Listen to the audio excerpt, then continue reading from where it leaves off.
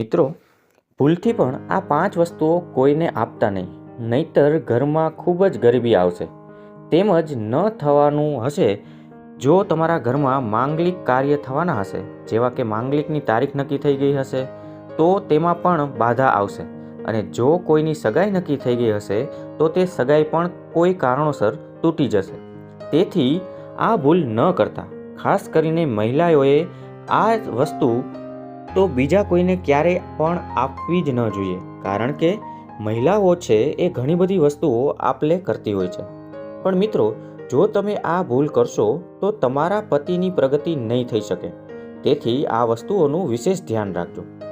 મિત્રો, આ વિડીયોમાં આગળ વધતા પહેલાં જો તમે ઈચ્છતા હોવ કે લક્ષ્મી માતાજીની કૃપા તમારી ઉપર સદા બની રહે, તો આ વિડીયોને લાઈક કરી કમેન્ટ બોક્સમાં જય લક્ષ્મી માતા અને જય માતાજી જરૂર લખજો, જેથી લક્ષ્મી માતાજીની કૃપા તમારા પરિવાર ઉપર સદા માટે બની રહે. તો મિત્રો, લક્ષ્મી માતાજી કહે છે કે સ્ત્રીએ ક્યારેય પણ ઘરની આ 5 વસ્તુ બીજા કોઈને આપવી ન જોઈએ. મિત્રો, આજે અમે તમને એક પ્રાચીન કથા સંભળાવવા જઈ રહ્યા છીએ. આ કથાના માધ્યમથી તમને ખબર પડી જશે કે મહિલાઓએ પોતાના ઘરની કઈ વસ્તુઓ કોઈને પણ ન આપવી જોઈએ. જો કોઈ પણ સ્ત્રી આટલી વસ્તુઓ બીજાને આપી દે છે, તો માતા લક્ષ્મી તેના ઘરમાં વાસ કરતા નથી. આથી મિત્રો, તમારે આ વિડીયોને અંત સુધી જોવો જોઈએ. મિત્રો, ખૂબ જ પ્રાચીન સમયની વાત છે. એક સમયે ખૂબ પ્રાચીન નગરી હતી. એ નગરીમાં એક ભગવતી નામની સ્ત્રી પોતાના પરિવારજનો સાથે રહેતી હતી. ભગવતી એક પતિવ્રતા સ્ત્રી હતી, જે સત્ય ધર્મનું પાલન કરતી હતી. તેનો સ્વભાવ અત્યંત દયાળુ હતો. તે હંમેશા બીજાને મદદ કરતી હતી. તેના પતિ અજયને એક અનાજની દુકાન હતી.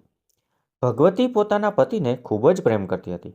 મિત્રો, ભગવતી રોજ પોતાના પતિ પહેલાં જાગી જતી હતી, પછી પોતાના ઘરનું કામ કરતી હતી. ત્યારબાદ બધા જ કાર્ય કરીને તે તુલસી માતાને જળ ચડાવતી હતી. આથી આવી રીતે તે દરરોજ પોતાનો નિત્યક્રમ કરતી હતી. ભગવતીએ ક્યારેય કોઈનું ખોટું ન કર્યું હતું. બધા લોકો તેને જોઈને એવું કહેતા કે આ સ્ત્રી છે એ સાક્ષાત માં લક્ષ્મીના રૂપમાં આવેલી છે. આ સિવાય તે દાન ધર્મમાં પણ ખૂબ જ વિશ્વાસ રાખતી હતી. એના દ્વાર ઉપર જો કોઈ પણ ભિક્ષુક આવતો તો તે ભરપેટ ભોજન કરીને જ પાછો ફરતો. એટલે જ આટલું જ નહીં, ભગવતી પોતાના પાડોશીઓની પણ ખૂબ જ મદદ કરતી હતી. તેના પાડોશીઓ જે પણ ગરીબ કે દુઃખી લોકો હોય, તેને તે દરરોજ ભોજન આપતી હતી. તેના પાડોશીઓને કોઈ પણ વસ્તુની જરૂર પડતી તો તે કાંઈ પણ વિચાર્યા વગર તેને આપી દેતી હતી. આથી તેના પાડોશીઓ પણ તેનું ખૂબ જ સન્માન કરતા હતા. તે બધા એવું કહેતા હતા કે આ તો સાક્ષાત દેવી છે. ભગવતી બધા જ લોકોને મદદ કરતી હતી. તેને કોઈ પણ વાતનો ઘમંડ ન હતો. પછી એક દિવસ ભગવતીની પડોશણ તેના ઘરે આવે છે. ભગવતી તેનું સ્વાગત કરે છે અને પૂછે છે કે કયા કારણથી તમારે આવવાનું થયું. તો તેની પાડોશણ કહે છે કે બહેન, મને અમુક વસ્તુ જોવે છે, કારણ કે આજે મારા ઘરે મહેમાન આવે છે, તો મારે તેમના માટે રોટલી બનાવવી છે, અને માટે તમારી પાસે એક પાટલો અને વેલણ લેવા માટે આવી છું. તો ભગવતી તેને કહે છે કે બસ આટલી જ વાત છે, હું તમને હમણાં જ આપું છું, તમે ચિંતા ન કરો. તો પડોશણ કહે છે કે હું તમને મારું કામ પતે એટલે તરત જ આપી દઈશ. પછી ભગવતી તેને પાટલી અને વેલણ આપી દે છે. ત્યારે તેની પડોશણ કહે છે કે તમારો ખૂબ ખૂબ આભાર, આજે તમે મારું કામ સરળ બનાવી દીધું. પછી તે પડોશણ પાટલી અને વેલણું લઈને જતી રહે છે. તેના પછી મિત્રો, થોડાક સમય પછી અન્ય એક સ્ત્રી ભગવતીના ઘરે આવે છે. તો ભગવતી એનું પણ પ્રેમથી સ્વાગત કરે છે અને તેને પૂછે છે કે બેન, આજે તમને શું કામ પડ્યું છે? હું તમારી મદદ જરૂરથી કરીશ. તો સામેવાળી સ્ત્રી કહે છે કે બહેન, મારા ઘરમાં અત્યારે બહુ ગંદકી થઈ ગઈ છે. આથી મારા ઘરને સાફ કરવા માટે મારી પાસે સાવરણી નથી. આથી હું તમારી પાસે સાવરણી લેવા આવી છું. જો તમને કોઈ વાંધો ન હોય તો તમે મને સાવરણી આપો, કે જેથી કરીને હું મારું ઘર સાફ કરી શકું. આથી ભગવતીએ વિચાર્યા વગર જ તેને કીધું કે તમે ચિંતા ન કરો, હું તમને હમણાં જ સાવરણી આપું છું. આટલું બોલીને તે ઘરમાં જઈને સાવરણી લઈ આવે છે અને તે સામેવાળી સ્ત્રીને આપી દે છે. આથી તે સ્ત્રી છે એ ભગવતીના ઘરની સાવરણી લઈ જઈ રહે છે. પછી થોડીક જ વાર પછી એક સ્ત્રી ભગવતીના ઘરે આવે છે અને તે ભગવતીને કહે છે કે બહેન, તમે બહુ દયાળુ છો. મેં તમારા વિશે ખૂબ જ સાંભળ્યું છે. તમે બધાની ખૂબ જ મદદ કરો છો. આટલા માટે હું તમારી પાસે એક નાની મદદ માગવા માટે આવી છું. ભગવતી કહે છે કે બોલો, તમારે શું જોઈએ છે? હું તમને જરૂરથી આપીશ. તો સામેવાળી સ્ત્રી કહે છે કે બહેન, મારે આજે મારી દીકરીને જોવા માટે છોકરાઓવાળા આવી રહ્યા છે. આટલા માટે હું ચિંતામાં છું. મારી પાસે પહેરવા માટે એક પણ ઘરેણું નથી. તો હું મારી દીકરીને શું પહેરાવું? એની પાસે પહેરવા માટે સારા કપડાં પણ નથી. આથી તમે કૃપા કરીને થોડા ઘરેણાં અને કપડાં મને ઉધાર આપો. જ્યારે મહેમાન જતા રહેશે ત્યારે હું તમને આ બધી વસ્તુ પાછી આપી દઈશ. તો તે પાડોશીની વાત સાંભળીને ભગવતી કહે છે કે હા, આટલું વાતમાં તમે ચિંતા શા માટે કરો છો? હું તમને જરૂર આપીશ, કારણ કે તમારી દીકરી છે એ મારી નાની બહેન જેવી છે. હું તમને હમણાં જ મારા ઘરેણાં અને સાડી આપું છું. તેને પહેરીને તમારી દીકરી રાજકુમારી લાગશે. પછી ભગવતી તેને ઘરેણાં અને સાડી આપી દે છે. આથી તે પડોશણ પ્રસન્ન થઈ તે સાડી અને ઘરેણાં લઈને જતી રહે છે. પછી બીજી પણ એક પડોશણ ભગવતીના ઘરે આવે છે અને તેને કહે છે કે બહેન, તમે ખૂબ જ દયાળુ છો. મારો દીકરો છે એ બહુ ભૂખ્યો છે અને એને પીવડાવવા માટે મારી પાસે કોઈ વસ્તુ નથી. આથી હું તમારી પાસે દૂધ માંગવા આવી છું. જો મને થોડુંક દૂધ મળી જશે તો મારા દીકરાની ભૂખ સંતોષાઈ જશે. તો ભગવતી તેને પણ થોડુંક દૂધ આપી દે છે. તો મિત્રો, આવી રીતે ભગવતી છે એ બધા જ પાડોશીઓના દુઃખને દૂર કરી તેને મદદ કરે છે અને પછી તે પાછી પોતાના કામમાં લાગી જાય છે. પછી રાત્રે તેનો પતિ જ્યારે ઘરે આવે છે તો ભગવતી તેને પ્રણામ કરે છે અને તેની ખૂબ જ સેવા કરે છે. પછી બીજા દિવસે એને બહુ ખરાબ સમાચાર સાંભળવા મળે છે કે એક માણસ દોડતો આવે છે અને તેને કહે છે કે અરે ભાઈ, કાલે રાત્રે કોઈએ તમારી દુકાન લૂંટી લીધી છે. તમારી દુકાનમાંથી બધો જ માલ ગાયબ થઈ ગયો છે. આથી ભગવતીનો પતિ છે એ ખૂબ જ ગભરાઈ જાય છે અને દોડીને પોતાની દુકાનમાં જાય છે. તે જોવે છે કે દુકાનમાં કોઈ વસ્તુ બચી ન હતી. આથી તે ખૂબ જ દુઃખી થઈ જાય છે અને પછી તે નિરાશ થઈને ઘરે આવે છે અને ભગવતીને બધી જ હકીકત જણાવે છે કે જેને સાંભળીને તે પણ બહુ દુઃખી થઈ જાય છે. ભગવતી કહે છે કે અરે સ્વામી, તમે ચિંતા ના કરો. આપણા ઘરમાં હજી ઘણું બધું ધન છે કે જેનાથી તમે પાછો નવો ધંધો શરૂ કરી શકો છો. પછી ભગવતી પોતાની તિજોરીમાં જુએ છે તો તેની તિજોરી પણ સાવ ખાલી થઈ ગઈ છે. તેની અંદરથી બધા જ પૈસા ચોરાઈ ગયા છે. આથી ભગવતી આ જોઈને દુઃખી થઈ જાય છે. આથી ભગવતીનો પતિ એના ઉપર ખૂબ ક્રોધિત થાય છે અને તેને પૂછે છે કે ભગવતી, તું મને સત્ય હકીકત જણાવી દે કે આપણા ઘરમાં રહેલા બધા જ પૈસા અચાનક ક્યાં ગાયબ થઈ ગયા? તો તે કહે છે કે હું તો ઘરે જ હતી અને બધા જ પૈસા તિજોરીમાં જ હતા. હવે આમાંથી કોણે ચોરી લીધા એ મને નથી ખબર, પણ તમે શાંત થઈ જાઓ, આપણે કોઈ ઉપાય જરૂર શોધીશું. તો ભગવતી પોતાના પતિને કહે છે કે તું બીજા લોકોને ઘરે બોલાવીને વસ્તુ આપી દે છે. આ બધી વસ્તુ એના કારણે જ થઈ છે. તો આમાંથી કોઈએ આપણા ઘરમાં બધા પૈસા ચોરી લીધા છે. આથી ભગવતીનો પતિ તેને ગુસ્સામાં ગમે તેવું બોલવા લાગે છે. ભગવતીની સાસુ પણ તેને બહુ બોલે છે. તેને કહે છે કે તું આ બધા પાડોશીઓને ગમે તે વસ્તુ આપી દે છે, આથી એ લોકોએ આપણા ઘરમાં ચોરી કરી છે. પછી ભગવતી પોતાના પતિને કહે છે કે મને માફ કરી દો, મારાથી બહુ મોટી ભૂલ થઈ ગઈ છે. મેં મારા અમુક કરે મારી પડોશનને આપેલ છે. હું હમણાં જઈને લઈ આવું છું. પછી ભગવતી એ મહિલાના ઘરે જાય છે તો તે સ્ત્રી પણ તેના ઘરેણાં લઈને ભાગી ગઈ હતી.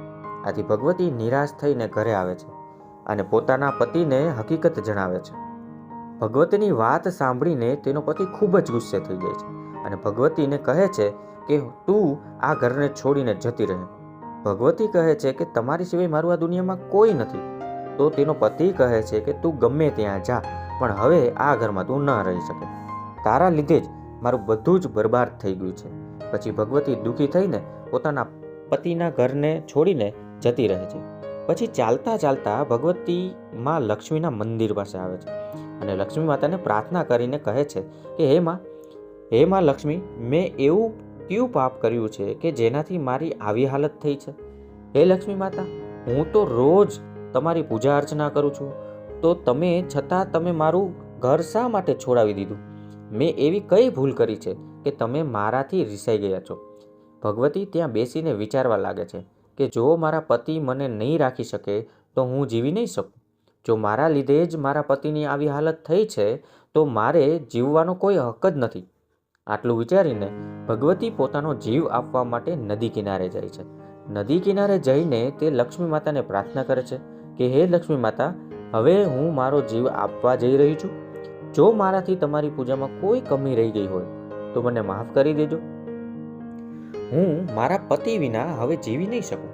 એટલા માટે હું આ નદીમાં કૂદીને મારો જીવ આપી દઉં છું. આટલું બોલીને ભગવતી નદીમાં કૂદવા માટે જાય છે. ત્યાં અચાનક સાક્ષાત માં લક્ષ્મી એ સ્થાન ઉપર પ્રગટ થાય છે. માતા લક્ષ્મી ભગવતી કહે છે કે હે દીકરી ભગવતી, તું ઊભી જા. તું આ શું કરી રહી છે? ભગવતી આંખ ખોલીને જુએ છે તો સાક્ષાત માં લક્ષ્મી તેની સામે જુએ છે. માં લક્ષ્મીના દર્શન કરીને ભગવતી ખૂબ જ પ્રસન્ન થાય છે અને એ પ્રણામ પણ કરે છે અને કહે છે કે હે માં લક્ષ્મી, મને માફ કરી દો. હું બહુ મોટું પાપ કરવા જઈ રહી હતી. આથી માં લક્ષ્મી કહે છે કે હે ભગવતી, મનુષ્યએ પોતે ક્યારેય પણ પોતાનો જીવ આપવો ન જોઈએ. આ બધું મોટું પાપ માનવામાં આવે છે. ભગવાનને જે શરીર આપણને આપ્યું છે એને આપણે આવી રીતે નષ્ટ ન કરવું જોઈએ. ભગવતી કહે છે કે હે માં, મારા પતિએ મને ઘરેથી કાઢી નાખી છે, તો હવે હું શું કરી શકું? મારા પતિને છોડીને હું જીવી શકું એમ નથી. આથી હું હવે જીવવા માંગતી પણ નથી. તો માં લક્ષ્મી કહે છે કે હે ભગવતી, હું બધી જ વાત જાણું છું અને એ પણ જાણું છું કે તારા પતિને તને શું કામ છોડી દીધી છે. આ બધું જ તારી જ ભૂલને કારણે થયું છે. તે અમુક એવી વસ્તુનું દાન કરીને તે બહુ મોટી ભૂલ કરી દીધી છે. આથી આ ભૂલ તારે કરવી ન હતી. આ કારણથી જ મારે તારું ઘર છોડીને જવું પડ્યું છે. જે કોઈ પણ સ્ત્રી પોતાના ઘરની વસ્તુઓ બીજાને આપી દે છે તો હું એ ઘરને છોડીને જતી રહું છું. પછી ભગવતી કહે છે કે માં, તો એ એવી કઈ વસ્તુ છે કે જે કોઈને ન આપવી જોઈએ? કૃપા કરીને મને જણાવો. તો લક્ષ્મી માતા કહે છે કે હે દીકરી, હવે તું ધ્યાનથી સાંભળજો. હું તને જે વસ્તુઓ વિશે જણાવું છું, કોઈ પણ સ્ત્રીએ આટલી વસ્તુઓ બીજાને આપવી ન જોઈએ. તો આપણી વસ્તુનું દાન કોઈ પણ સ્ત્રી કરે છે તો હું એનું ઘર છોડીને જતી રહી છું. હે ભગવતી, પહેલી વસ્તુ છે પાટલી અને વેલણ. કોઈ સ્ત્રી આ વસ્તુ બીજા કોઈને ન આપવી જોઈએ. આ વસ્તુ છે એ રસોડામાં ખૂબ જ પવિત્ર માનવામાં આવે છે. આટલા માટે આ વસ્તુને હંમેશા શુદ્ધ રાખવી જોઈએ. બીજાને આપવાથી આ વસ્તુ અપવિત્ર થઈ શકે છે અને પછી આનો ઉપયોગ કરવો એ બહુ અશુભ માનવામાં આવે છે. આટલા માટે ભગવતી તે પોતાના રસોડાની આ વસ્તુ આપીને બહુ મોટી ભૂલ કરી છે. પછી આગળ માતા લક્ષ્મી કહે છે કે ભગવતી, તે તારા પાડોશીને બીજી વસ્તુ જે આપી છે એ છે સાવરણી, કે જેમાં હંમેશા મારો વાસ હોય છે. મને એ વસ્તુ અતિ પ્રિય છે. એ વસ્તુ મને અતિ પ્રિય છે અને તેને તે બીજાને આપી દીધી, તો હું તારા ઘરમાં શા માટે રહી શકું? જે કોઈ સ્ત્રી પોતાના ઘરની સાવરણી બીજાને આપી દે છે તો હું તેના ઘરનો ત્યાગ કરું છું. સાવરણીથી આખા ઘરની સ્વચ્છતા કરવામાં આવે છે અને જ્યાં સ્વચ્છતા હોય છે એ ઘરમાં જ મારો વાસ હોય છે. આથી એક વસ્તુનું ભગવતી તું હંમેશા ધ્યાન રાખજે કે સાવરણીને આપણે આપણા ઘરમાં સંતાડીને રાખવી જોઈએ. આ વસ્તુ ખૂબ જ પવિત્ર છે. લક્ષ્મી માતા ત્રીજી વસ્તુ વિશે વાત કરે છે. ત્રીજી વસ્તુ છે ઘરેણાં. લક્ષ્મી માતા કહે છે કે કોઈ પણ સ્ત્રીએ પોતાના ઘરેણાં કોઈ બીજાને આપવા ન જોઈએ. એક પરિણીત સ્ત્રીએ પોતાના ઘરેણાં બીજી સ્ત્રીને પહેરવા માટે આપવા ન જોઈએ. જે કોઈ સ્ત્રી આવું કરે છે તો એના જીવનમાં દુર્ભાગ્ય આવે છે. લક્ષ્મી માતા કહે છે કે હે ભગવતી, હવે હું તને ચોથી વસ્તુ વિશે જણાવું છું. કોઈ પણ મહિલાએ દિવસ આથમતા સમયે કોઈ પણ સફેદ વસ્તુઓનું દાન ન કરવું જોઈએ. દિવસ આથમતા સમયે સફેદ વસ્તુનું દાન કરવાથી મનુષ્યના જીવનમાં અશુભ કાળ આવે છે. લક્ષ્મી માતા કહે છે કે તે દૂધનું દાન કર્યું હતું, આથી તારી આવી હાલત થઈ છે. સાંજના સમયે દૂધનું દાન કરવાથી જીવનમાં દુર્ભાગ્ય આવે છે. સાંજના સમયે સફેદ વસ્તુઓનું દાન કરવાથી મનુષ્યને અશુભ ફળની પ્રાપ્તિ થાય છે. પછી માતા લક્ષ્મી કહે છે કે ભગવતી, મેં તને એ બધી જ વસ્તુઓ જણાવી જેનું દાન ક્યારેય પણ ન કરવું જોઈએ. આ વસ્તુઓ ભૂલથી પણ કોઈને ઉધારમાં કે દાનમાં અથવા તો ઉપયોગમાં આપવી જોઈએ નહીં. જો ભગવતી કહે કે હે માં લક્ષ્મી, મારાથી બહુ મોટી ભૂલ થઈ ગઈ છે. તમે મને માફ કરી દો અને હવે મને પાશ્ચાતાપ કરવાનો ઉપાય જણાવો. તો લક્ષ્મી માતા કહે છે, હે ભગવતી, તે પશ્ચાતાપ તો પહેલાં જ કરી દીધું છે. આથી તું તારા ઘરે પાછી જતી રહે. હું તને તારી બધી જ વસ્તુ પાછી અપાવી દઉં છું. આટલું બોલીને માં લક્ષ્મી છે એ જગ્યાએથી અંતર્ધ્યાન થઈ જાય છે અને પછી ભગવતી છે એ માં લક્ષ્મીને પ્રણામ કરીને પાછી ઘરે જાય છે. તો તેનો પતિ તેને શોધતો એની પાસે આવે છે અને તેની પાસે આવીને માફી માંગે છે અને તેને કહે છે કે ભગવતી, મને માફ કરી દે. મેં તને બહુ સારું ખોટું શું કહ્યું છે. તું તો સાક્ષાત દેવી છો. માં લક્ષ્મીની કૃપાથી આપણી બધી જ વસ્તુઓ આપણને પાછી મળી ગઈ છે. જે લોકોએ આપણી વસ્તુઓ ચોરી હતી એ બધી જ વસ્તુઓ આપણા ઘરે પાછી આવી ગઈ છે અને તારું નામ લઈને બધાએ માફી માંગી છે. આ સાંભળીને ભગવતી ખૂબ જ પ્રસન્ન થઈ જાય છે અને પોતાના પતિ સાથે પાછી ઘરે જતી રહે છે. આથી માં લક્ષ્મીની કૃપાથી ભગવતીના ઘરમાં ફરીથી સુખ સમૃદ્ધિ આવી જાય છે અને પછી ભગવતીએ એક વસ્તુ નક્કી કરી લીધી કે હવેથી હું ક્યારેય પણ પોતાના ઘરની આટલી વસ્તુઓ ક્યારેય બીજાને નહીં આપું. તો મિત્રો, જો તમને આ વિડીયો પસંદ આવ્યો હોય તો વિડીયોને લાઇક અને શેર જરૂરથી કરજો અને કમેન્ટ બોક્સમાં જય લક્ષ્મીમાં જરૂરથી લખજો. સાથે અમારી ચેનલને સબસ્ક્રાઈબ પણ કરજો.